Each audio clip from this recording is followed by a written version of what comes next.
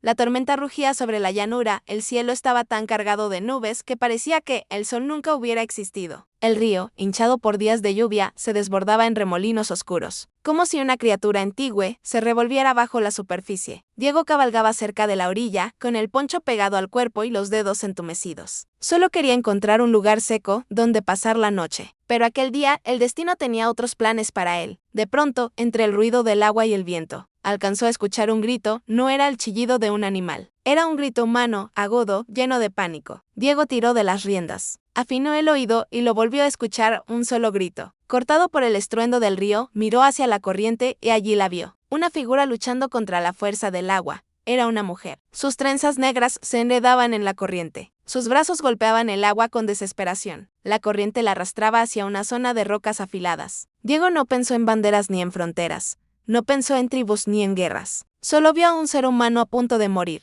Se lanzó del caballo. Se quitó las botas a medias y se arrojó al río helado. El golpe del agua le robó el aire, el río tiraba de él como si quisiera arrancarle el alma. Cada brazada era una lucha, el barro del fondo intentaba atraparlo. Pero Diego seguía avanzando, con la mirada fija en la mujer. Ella se hundía y volvía a salir tragando agua, luchando con la rabia de quien no acepta la muerte. Cuando él por fin llegó a su lado, ella intentó alejarse, desconfiada incluso al borde del abismo. Diego la agarró por la cintura, notó la fuerza de sus músculos. No era una mujer frágil, era una guerrera. Ella forcejeó un segundo, sus ojos oscuros se clavaron en los de él con una mezcla de odio y miedo. Pero la siguiente ola fue tan brutal que casi los hunde a los dos, entonces ella se aferró a su brazo, entendiendo que ese desconocido era la única cosa que la separaba de la muerte. Con esfuerzo sobrehumano, Diego la arrastró hacia la orilla. Cada metro parecía una batalla perdida. Las rocas cortaban su piel, el agua lo golpeaba contra el lecho. Pero él seguía, apretando los dientes, pensando que, si moría allí, al menos no lo haría sin pelear. Por fin, sus pies encontraron terreno firme. Con un último empujón, consiguió sacar a la mujer del río.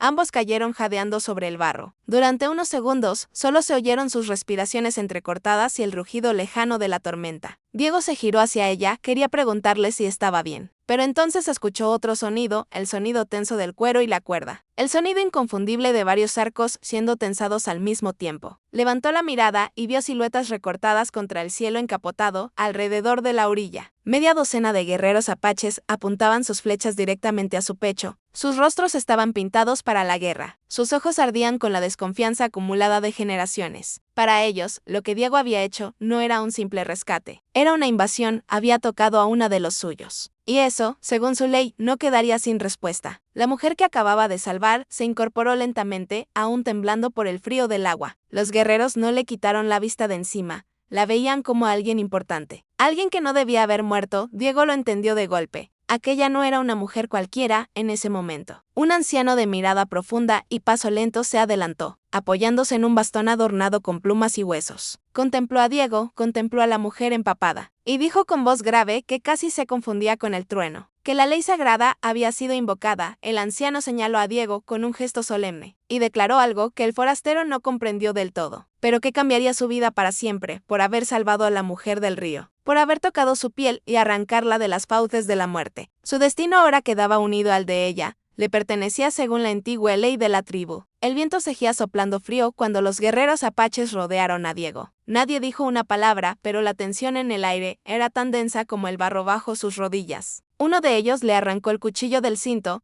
otro tomó al caballo por las riendas. Lo despojaron de todo como si fuera un trofeo de caza. Diego levantó las manos despacio. Sabía que un solo movimiento brusco podía convertirlo en un cadáver atravesado de flechas. La mujer, a la que acababa de salvar, respiraba con dificultad. Sus trenzas pesadas seguían chorreando agua. Su pecho subía y bajaba mientras intentaba recuperar el aliento. Algunos guerreros la miraban con auténtico alivio, otros con una mezcla de inquietud y rabia, como si su supervivencia trajera consigo un problema aún mayor. Porque esa mujer no era cualquiera, era Ayana, hija de un jefe respetado y marcada por los espíritus como protectora de su pueblo. Un grupo de apaches condujo a Diego colina arriba, lejos del río, hasta un círculo de piedras ennegrecidas por antiguos fuegos. Allí lo obligaron a arrodillarse. El anciano chamán se acercó. Su rostro arrugado parecía tallado en madera vieja, sus ojos, sin embargo, brillaban con una intensidad casi sobrenatural. Habló en su lengua. Una cascada de sonidos que Diego apenas podía seguir, cada palabra caía como un golpe de tambor. Firme, inevitable, Ayana fue llevada hasta el círculo. envuelta en una manta, aún temblando por el frío. Pero con la mirada ya más firme, observó a Diego con curiosidad y recelo, como si intentara entender por qué aquel extraño se había lanzado a una muerte casi segura por alguien de su pueblo. Los guerreros formaron un semicírculo, todos armados, todos atentos. El silencio era tan profundo que incluso la tormenta parecía alejarse un poco. El chamán levantó un bastón adornado con plumas y colmillos, y habló en voz alta, esta vez más despacio, como si deseara que cada sílaba se clavara en la memoria de los presentes. Explicó que la mujer casi arrancada por el río estaba bajo la protección de una ley más antigua que cualquier frontera. Una ley sagrada. Ayanna no solo era hija de jefe, era también guardiana de ciertos secretos rituales. Su vida no le pertenecía solo a ella, sino al espíritu de la tribu, según esa ley. Quien salva a una mujer marcada de una muerte segura, invita a los espíritus a intervenir. Ya nada vuelve a ser igual, el destino del salvador y de la salvada queda entrelazado. No por romance ni por simple gratitud, sino por una deuda profunda, casi incomprensible. El chamán explicó que había solo 3 caminos para un hombre que hubiera invocado esa ley. Podía convertirse en compañero, podía convertirse en servidor, o podía convertirse en ofrenda. Diego intentó entender. Sus pocas palabras en la lengua epechi no alcanzaban para seguir todos los matices, pero captó lo esencial: su vida había dejado de ser suya. Algunos guerreros murmuraron entre ellos. Uno sugirió que se le cortara la garganta para que su espíritu acompañara a los antepasados. Otro habló de venderlo a los blancos, usarlo como moneda para conseguir fusiles. Las miradas iban y venían entre Diego y Ayanna, como si esperaran que ella misma pronunciara la sentencia. El chamán se volvió hacia la joven y le preguntó con solemnidad qué quería hacer con el hombre que había desafiado al río por ella. Ayanna guardó silencio. Su orgullo de guerrera chocaba con la idea de deberle algo a un forastero, pero también sabía que, si lo dejaban morir, los espíritus podrían tomarlo como una traición a la ley antigua. Su pueblo ya había sufrido sequías, enfermedades y derrotas. No podían permitirse enfurecer aún más a las fuerzas invisibles que los rodeaban.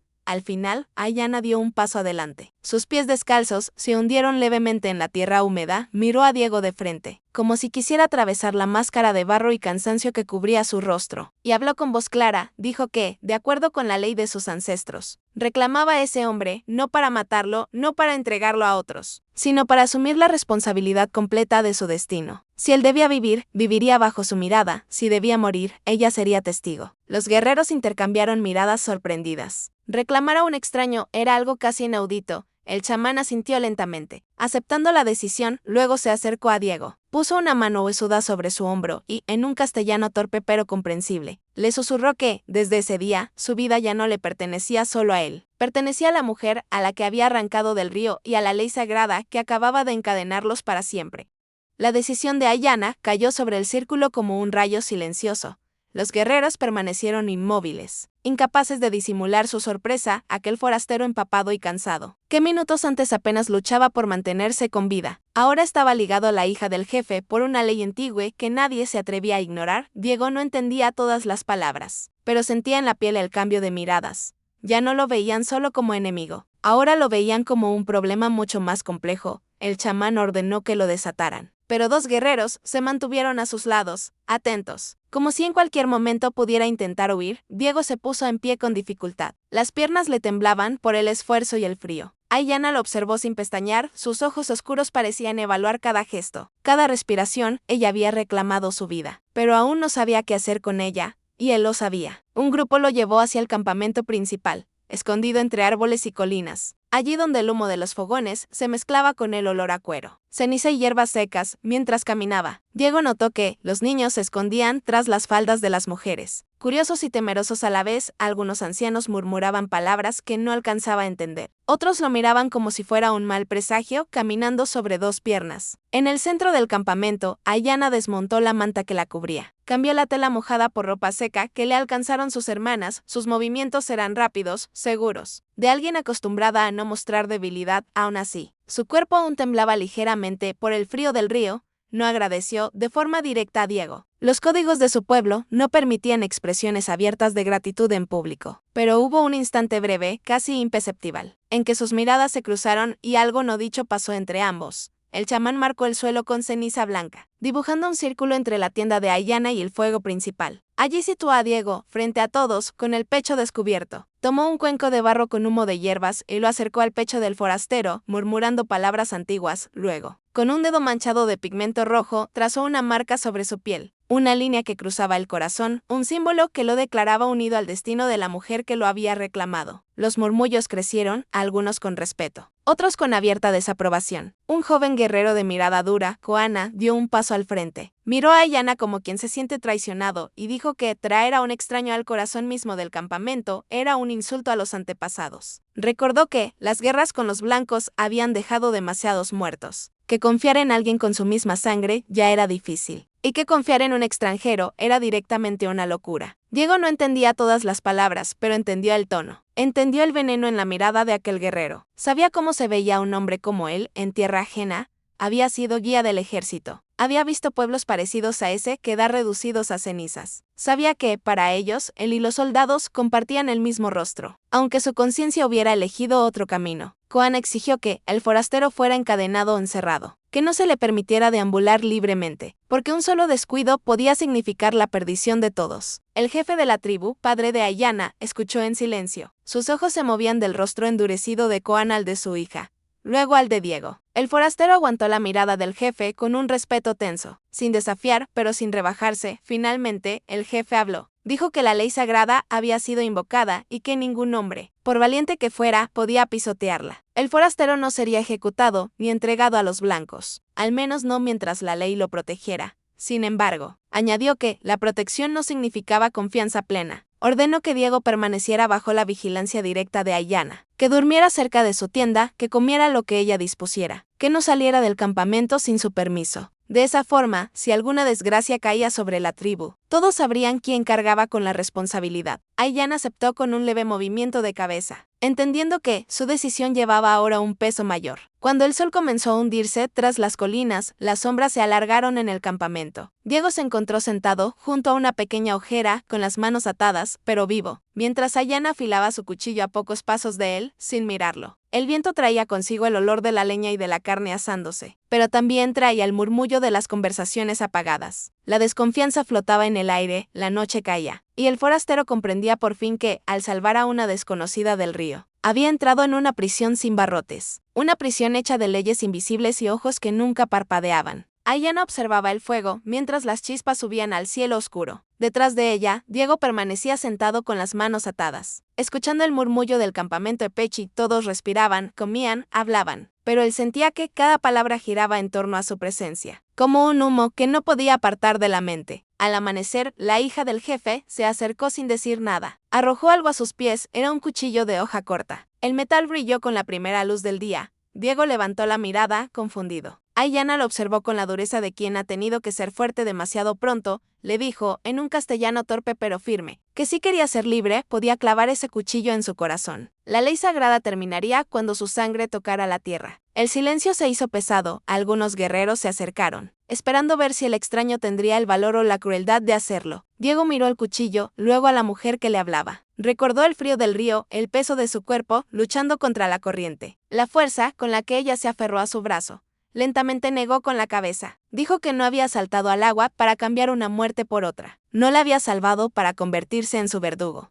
Ayanna no mostró alivio. Recogió el cuchillo y lo deslizó de nuevo en su cinto, sin apartar la vista de él. Anunció delante de los demás que el forastero había rechazado el camino fácil. Ahora recorrería el más largo, el de aprender a vivir entre ellos, con sus reglas y sus espíritus. Algunos rieron con desprecio, otros quedaron pensativos. Durante los días siguientes, ella lo puso a prueba. Lo obligó a montar sin silla sobre caballos inquietos. Le enseñó a seguir huellas casi invisibles en la tierra seca. Le hizo cargar agua desde el río como si fuera un aprendiz. Cada error era señalado con frialdad, cada acierto recibido con un leve asentimiento. Diego entendió que no solo estaba aprendiendo, estaba siendo medido. Mientras tanto, Koana los vigilaba desde la distancia. Su mirada era una mezcla de celos y resentimiento. Había crecido junto a Ayanna, había peleado a su lado. Muchos creían que algún día serían unidos por un lazo distinto al de la guerra. Ver a un extraño caminar cerca de ella, aunque fuera como prisionero, ardía como espina en su orgullo. Por la noche, Diego escuchó sin querer una conversación junto a las tiendas. Dos guerreros mencionaban al ejército, decían que los blancos se acercaban más cada temporada, que buscaban guías, que ofrecían dinero y armas a cambio de traición. Cuando pronunciaron el nombre de Diego, el corazón del forastero se encogió. Comprendió que su pasado seguía su rastro como un lobo. Sabía que los soldados lo consideraban un desertor. Sabía que no habían olvidado que se negó a seguir llevando sus mapas hacia tierras que terminaban en ceniza. Ahora, atrapado en una tribu que lo veía como amenaza, Diego intuía que ningún lado volvería a verlo como aliado. El campamento se fue quedando en silencio, pero su mente siguió despierta, inquieta, mientras las sombras del fuego bailaban en el rostro de Ayanna, la guerrera que era a la vez su carcelera y su única defensa.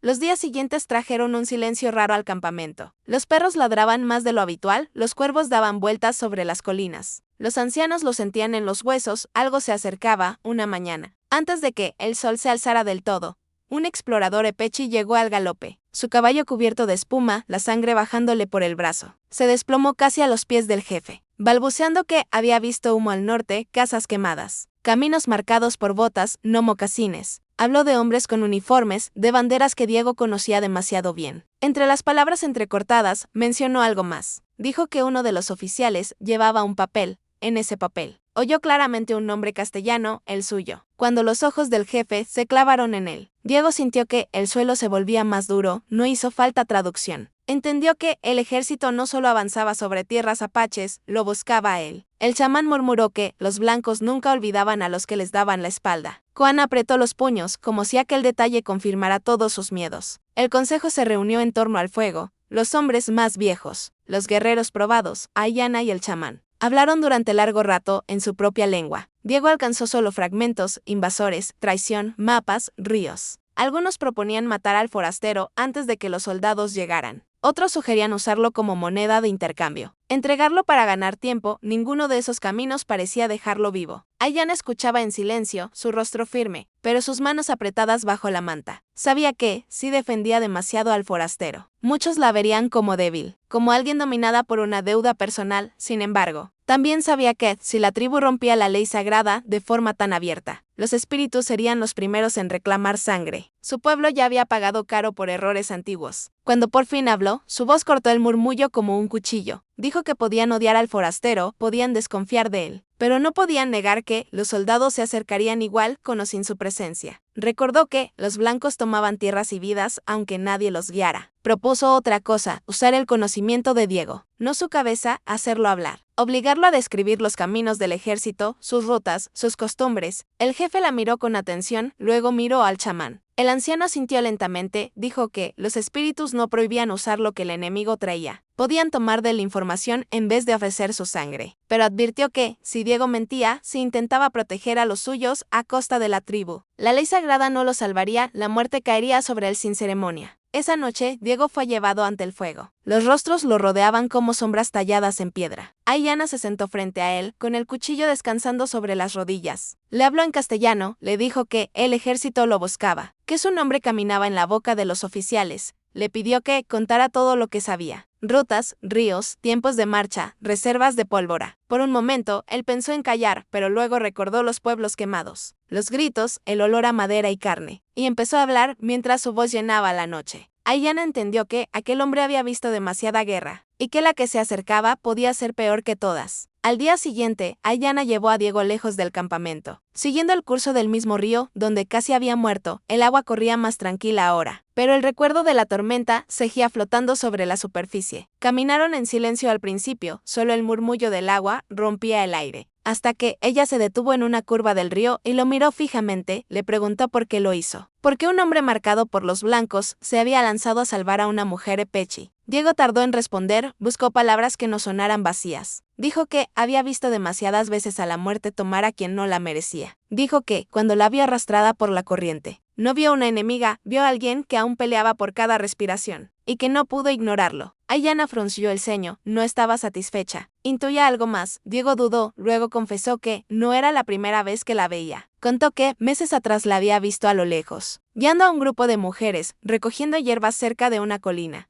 Recordó cómo se movía, con seguridad, como si el viento mismo la obedeciera. Dijo que entonces pensó que nunca se cruzarían, que sus caminos eran líneas separadas en el polvo. Hasta que el río decidió lo contrario, ella guardó silencio, sorprendida de ser observada sin saberlo en su mundo. Los blancos casi nunca miraban a los apaches como personas, sino como obstáculos o trofeos. Saber que un extraño la había visto y recordado sacudió una parte de su orgullo. Intentó ocultarlo, cruzó los brazos y cambió de tema. Le pidió más detalles sobre el ejército, los nombres de los jefes, la manera en que elegían por dónde atacar. Diego explicó lo que sabía. Habló de oficiales que miraban mapas sin entender el alma de la tierra, de cómo cegían ríos y montañas como si fueran líneas en un papel. No espíritus antiguos, reveló que, aunque lo buscaban, no lo conocían de verdad, solo veían en él una herramienta perdida. Mientras hablaban, ninguno de los dos notó que, entre los arbustos, una figura los observaba. Era un hombre blanco, un explorador del ejército. Siguiendo el rastro sin hacer ruido, Ayanna sintió de pronto un cosquilleo en la nuca. Una desconfianza nata, se volvió, pero no vio más que ramas. Sin embargo, el silencio del bosque se había vuelto diferente. Más tenso, Diego también lo percibió, acostumbrado a caminar con soldados. Sabía cuando alguien más respiraba cerca, pero el intruso ya se había retirado unos pasos, esperando el momento adecuado para volver con sus superiores. Antes de regresar al campamento, Ayanna se agachó y tocó el agua del río. Dijo que los espíritus del agua habían oído sus palabras, que ahora estaban metidos más hondo en la historia de la tribu. Diego hizo lo mismo, sintiendo el frío correrle por los dedos. No creía del todo en espíritus, pero sí en consecuencias. Mientras volvían, el sol empezaba a caer, y una sombra desconocida los cegía entre los árboles, llevando consigo el eco de sus secretos.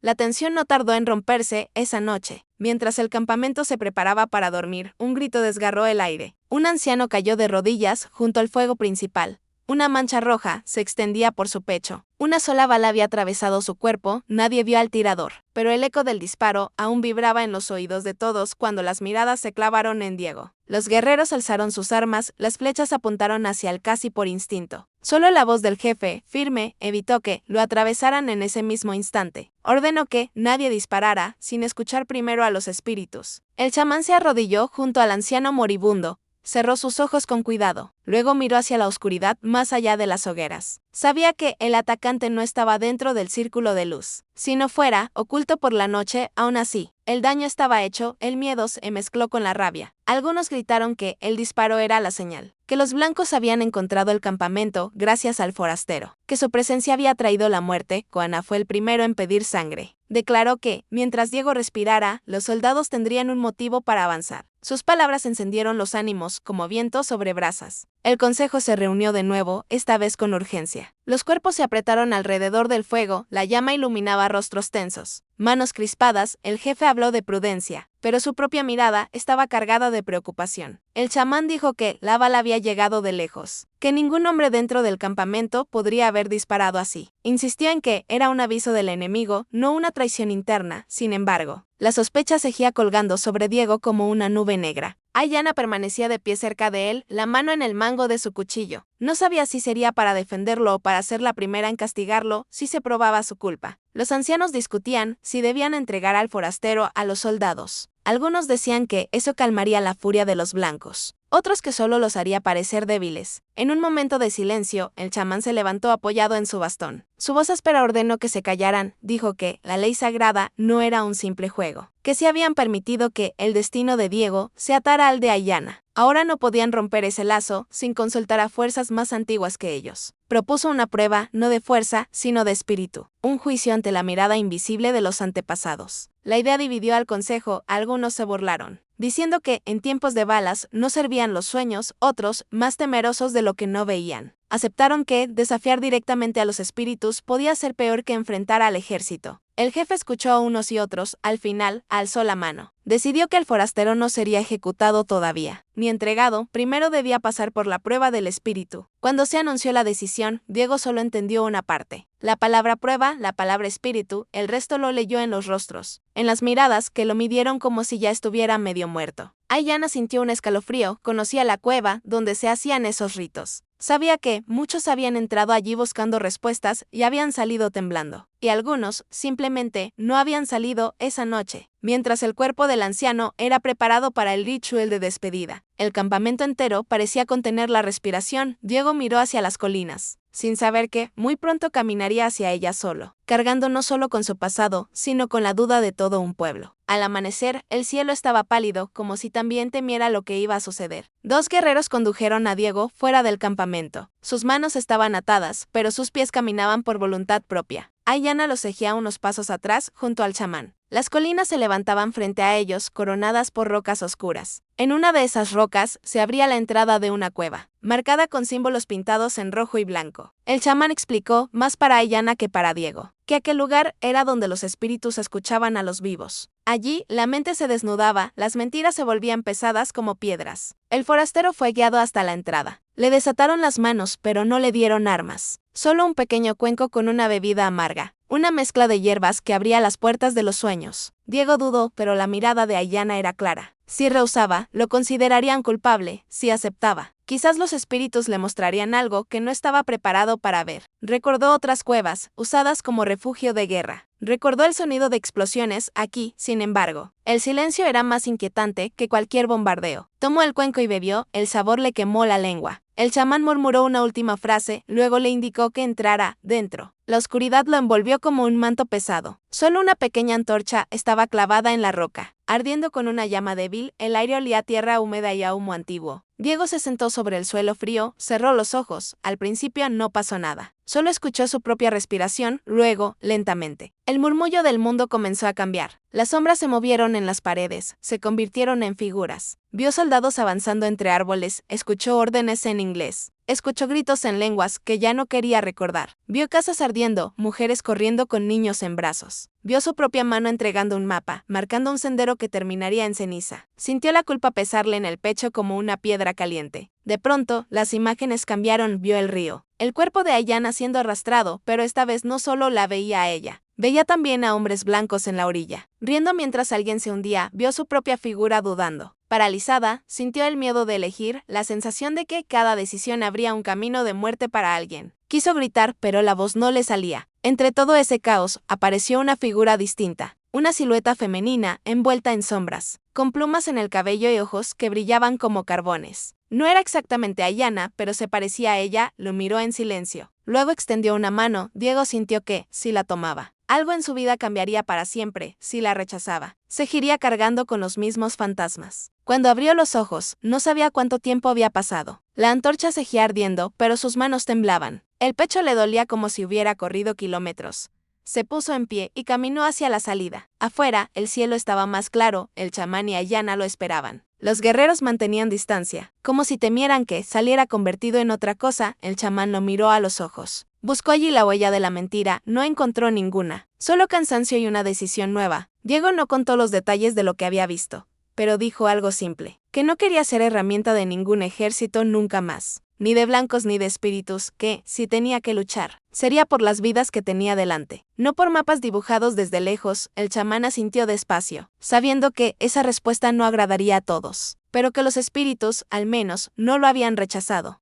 Los días pasaron con una calma tensa, como el silencio antes de una tormenta, hasta que una patrulla Epechi volvió al campamento arrastrando a 3 hombres atados. Eran blancos, vestidos con ropa de frontera, barbas descuidadas, ojos nerviosos. Los arrojaron al suelo frente al jefe. Uno de ellos, al levantar la cabeza, reconoció de inmediato a Diego. Una sonrisa torpe le cruzó el rostro sucio. Lo señaló con el mentón, dijo en voz alta que conocía a ese hombre, que había visto su cara en varios pueblos, en carteles pegados en paredes de madera. Explicó que el ejército y algunos comerciantes lo consideraban un traidor, que había una recompensa por su captura, oro suficiente para comprar varias vidas. Las palabras fueron traducidas por uno de los apaches que chapurreaba castellano, y cada frase caía como piedra en el agua. Los cazadores de recompensas trataron de negociar. Ofrecieron información sobre las tropas a cambio de seguir respirando. Dijeron que el ejército se estaba moviendo, que había un plan para entrar en territorio Epechi con más hombres, más fusiles. Intentaron convencer al jefe de que entregar a Diego podía comprar tiempo, quizás incluso protección, pero nadie allí creía de verdad en la protección de los blancos. Ayanna escuchaba en silencio. Cada frase reforzaba algo que ya sabía. Mientras Diego viviera, otros vendrían por él. No solo soldados con uniforme, también hombres como esos, dispuestos a vender a su propia madre si hubiera una moneda de por medio. Koan aprovechó la oportunidad, argumentó con fuerza que el forastero era como un imán de desgracias, que su vida valía más problemas que soluciones.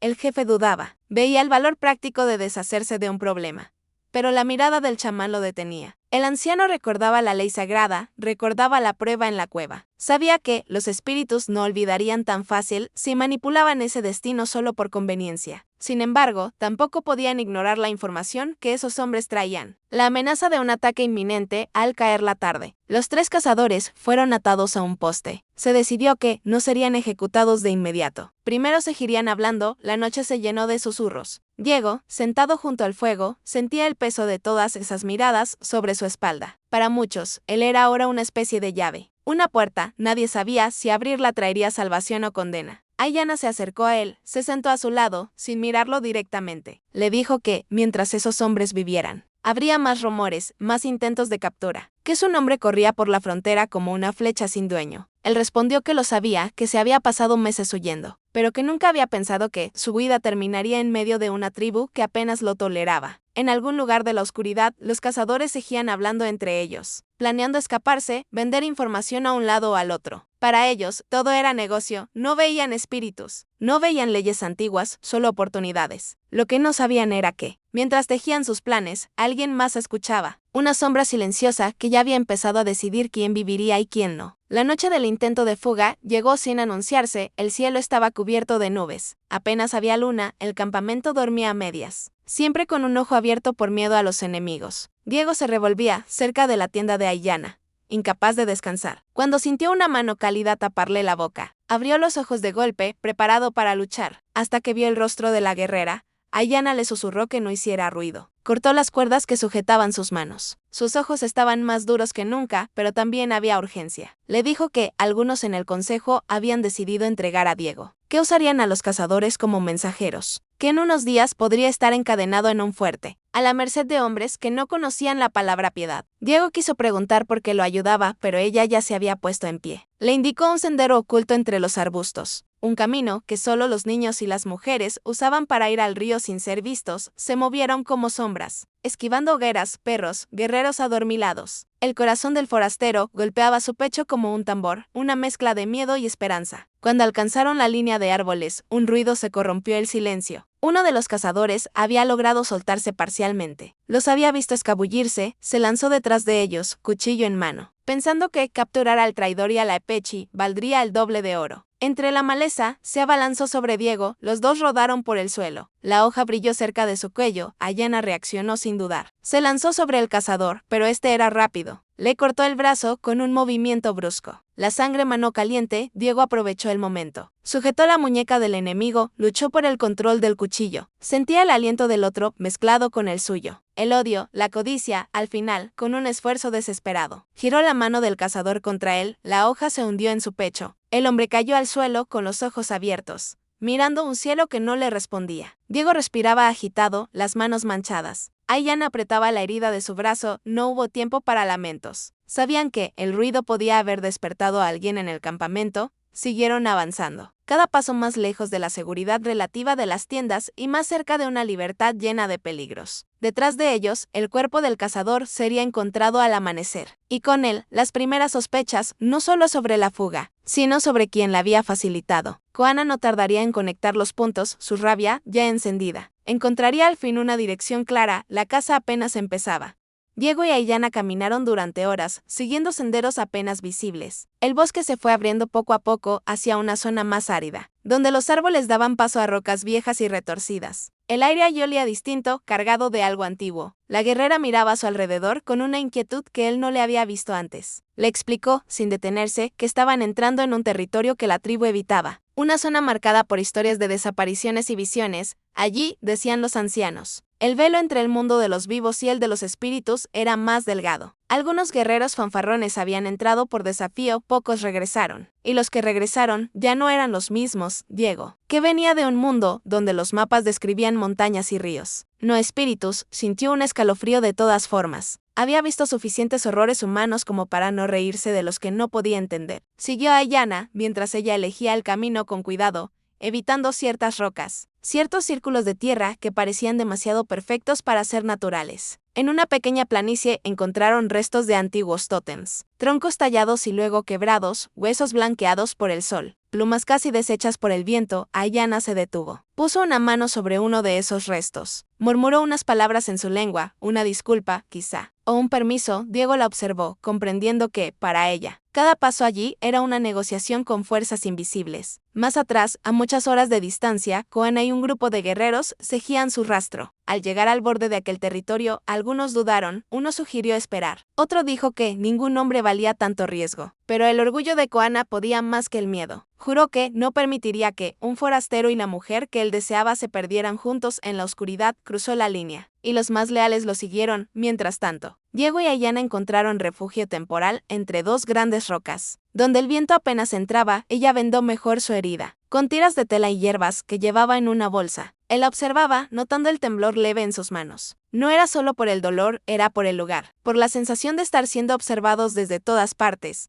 incluso cuando no había nadie a la vista. En la distancia, se escuchó un crujido como si la tierra misma se quejara. Un viejo tótem cayó al suelo, sin que nadie lo tocara, levantando una nube de polvo. El sonido resonó en el valle. Ayanna y Diego se miraron, sabiendo que no estaban solos. No sabían si lo que los seguía eran hombres, espíritus o ambos, pero entendían que cada paso hacia adelante los alejaba del pasado y los acercaba a un tipo distinto de juicio, uno que no entendía de leyes humanas. El cielo, que había estado cargado todo el día, finalmente se rompió. La lluvia comenzó como un susurro y pronto se volvió un golpe constante sobre las rocas. Diego y Ayanna avanzaban con dificultad. El suelo se volvía resbaladizo, el viento rugía entre las grietas. La tormenta les recordaba a ambos el día del río, pero esta vez no había agua que los separara de sus perseguidores. El primer indicio de que los habían alcanzado fue una flecha que se clavó a pocos pasos de ellos. Vibrando entre las piedras, Ayanna giró sobre sí misma. Reconociendo el estilo del tiro, Koana, sus sospechas se confirmaron cuando vio su silueta recortada en una cresta cercana, seguido por varios guerreros, todos armados, todos empapados. Pero decididos, no hubo tiempo para hablar, solo para actuar. Ayanna desenvainó su cuchillo y tomó una lanza que Diego había estado usando como apoyo. Le lanzó una mirada rápida al forastero. No de reproche, sino de aviso. Los espíritus quizá los miraban, pero ahora eran los hombres los que querían su sangre. El choque fue brutal, movimientos rápidos, gritos apagados por el trueno. Koana se lanzó directo hacia Ayanna, sus ojos encendidos, sus palabras eran acusaciones. Decía que ella había traicionado a su pueblo por un hombre blanco, que había pisoteado la ley sagrada al usarla como excusa para huir. Cada golpe de su arma llevaba años de celos, de amor no correspondido, de frustración. Ayanna respondió con la furia de alguien que no iba a dejar que otro decidiera su destino, menos en nombre de una ley que conocía mejor que él. Diego, por su parte, se defendía como podía, usando la lanza, esquivando flechas, recordando viejas peleas en otros campos, pero aquí no había uniformes claros. Cada rostro era alguien que lo odiaba por lo que representaba. Incluso si no conocían su historia completa, la lluvia hacía que la sangre se mezclara con el barro, borrando huellas casi al mismo tiempo que se marcaban. En medio del caos, uno de los cazadores de recompensas que quedaban, escapado del campamento, apareció entre las sombras. Había seguido el rastro de todos. Esperando el momento justo, aprovechó la confusión. Levantó un arma corta y disparó hacia Diego. El sonido del disparo fue un trueno dentro del trueno. Ayanna, que en ese instante parecía a punto de derribar a Koana, vio el brillo del metal y se lanzó.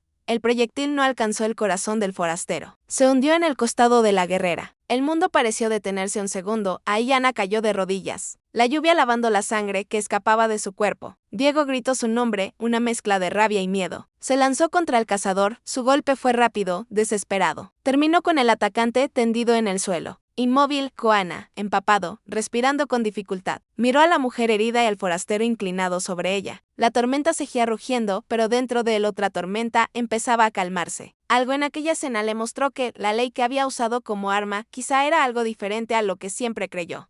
Ayanna yacía sobre la roca fría, la lluvia golpeando su rostro pálido. Diego la sostenía, presionando la herida. Sus manos rojas, su voz quebrada, llamándola una y otra vez, como si el nombre fuera una cuerda capaz de traerla de vuelta. Los guerreros, que aún quedaban en pie, formaron un círculo. Algunos miraban con culpa, otros con desconcierto. Ninguno se atrevía a acercarse demasiado. El chamán había seguido el rastro a distancia. Empujado por un presentimiento, llegó cojeando, apoyado en su bastón. Su mirada se posó en la sangre, en el arma caída, en los cuerpos dispersos. Entendió sin necesidad de muchas palabras lo que había sucedido. Las fuerzas humanas y las otras se habían encontrado, y el resultado estaba allí, temblando entre las manos del forastero. Diego levantó el rostro hacia el cielo encapotado. Gritó palabras que pocos comprendieron. Dijo que, si su vida pertenecía a Ayanna por esa ley que todos respetaban, entonces él la ofrecía a cambio de la de ella. Que los espíritus tomaran su alma, si necesitaban una para equilibrar la balanza. pero que no se llevaran a la mujer que no había pedido nacer marcada por ninguna profecía. El chamán observó, escuchó no solo las palabras, sino el tono, la entrega, sabía que las leyes antiguas podían interpretarse de muchas formas. Durante años, la tribu había usado la palabra pertenecer como sinónimo de poseer, de mandar, pero en los relatos más viejos había otra lectura. Pertenecer como hacerse responsable, cargar con el peso de la vida del otro, no como dueño, sino como guardián. Koana, empapado y exhausto, se acercó cojeando, miró a Ayanna con ojos apagados. Comprendió que todo su afán por reclamarla, por decidir con quién debía caminar, lo había llevado a ese punto, al borde de perderla para siempre. Se arrodilló a cierta distancia, bajó la cabeza, por primera vez sin orgullo, sin reclamar nada, solo pidiendo, en silencio, que no se la llevaran. El viento pareció cambiar. La lluvia perdió fuerza, el trueno se alejó poco a poco. El chamán interpretó ese cambio como una respuesta. No un milagro, pero sí una señal. Sacó de una bolsa pequeñas hierbas y polvos. Los aplicó sobre la herida de Ayanna, murmurando palabras antiguas. Pidió a los espíritus que aceptaran la ofrenda de Diego, no como muerte inmediata, sino como compromiso, como promesa de que él cargaría con las consecuencias de cada decisión tomada desde entonces. Durante unos instantes que parecieron eternos, el pecho de Ayanna apenas se movía, luego, muy débil, subió y bajó. Un hilo de aire volvió a entrar en sus pulmones. Diego sintió como el peso de la desesperación se aligeraba un poco. No lloró, pero sus ojos brillaron. El chamán sonrió apenas. Dijo que los espíritus no la querían aún entre ellos, que tenían más planes para ella en el mundo de los vivos. La batalla terminó ahí, no porque todos estuvieran de acuerdo, sino porque nadie se atrevió a seguir peleando frente a esa escena. Los guerreros levantaron a Ayanna con cuidado, la colocaron en una camilla improvisada. Koana ayudó sin discutir, sin mirar a Diego como enemigo. Al menos por ese momento, sabiendo que había sido su propia rabia la que había abierto la puerta a esa tragedia. Mientras volvían hacia el campamento, el chamán caminaba en silencio, reorganizando en su mente las historias que contaría a partir de ahora. La ley sagrada seguiría existiendo, pero su significado ya no sería el mismo. Los espíritus habían dado una respuesta, no con palabras, sino con vida. El regreso al campamento fue lento, pesado. El cuerpo de Ayanna aún respiraba, pero cada paso parecía un riesgo. Las mujeres salieron de las tiendas al ver la comitiva. Algunas se llevaron las manos a la boca.